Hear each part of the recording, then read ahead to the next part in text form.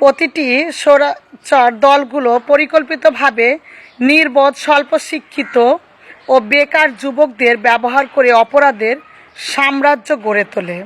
যাদের কোনো নির্দিষ্ট কাজ নেই, কোনো সম্মানজনক জীবিকা নেই, তাদেরকে সামান্য কিছু টাকার লোভ দেখিয়ে ঠেলে দেওয়া হচ্ছে। চাঁদাবাজি, সন্ত্রাস, অপহরণ, নির্যাতন ও ভয়াবহ দুর্নীতির পথে বেকারত্বকে তারা বানাচ্ছে অস্ত্র, আর দারিদ্রতাকে বানাচ্ছে ব্যবসা। এর ফলে প্রতিদিন সাধারণ মানুষ নিঃস্ব হচ্ছে, পরিবার ধ্বংস হচ্ছে, সমাজ ডুবে যাচ্ছে আতঙ্কে, অন্ধকারে।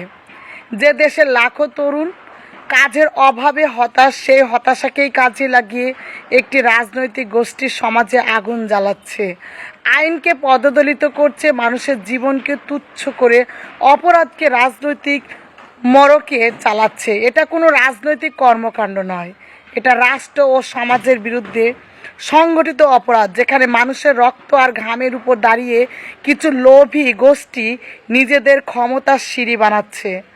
অথচ বাংলাদেশে বসবাস করা অধিকাংশই নির্বোধ বাঙালি বোঝে না, কেন যে বোঝে না সেটাই বোঝে না।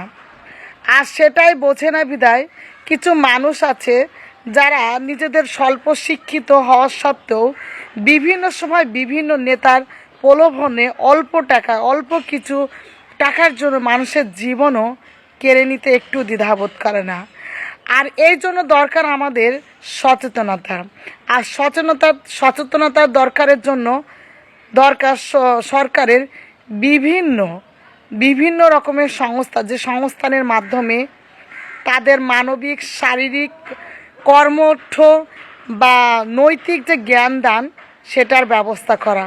যতক্ষণ পর্যন্ত আমরা আমাদের এই বেকারত্ব জনগণকে তাদের নৈতিকতার শিক্ষা সঠিকভাবে দিতে পারবো না, ততদিন এভাবে বেকার যুবককে অল্প টাকার বিনিময়ে হায়ার করা যাবে এবং অল্প টাকার বিনিময়ে এদেশের একজন সাধারণ জনগণের জীবন ছিনিয়ে নেওয়া যাবে।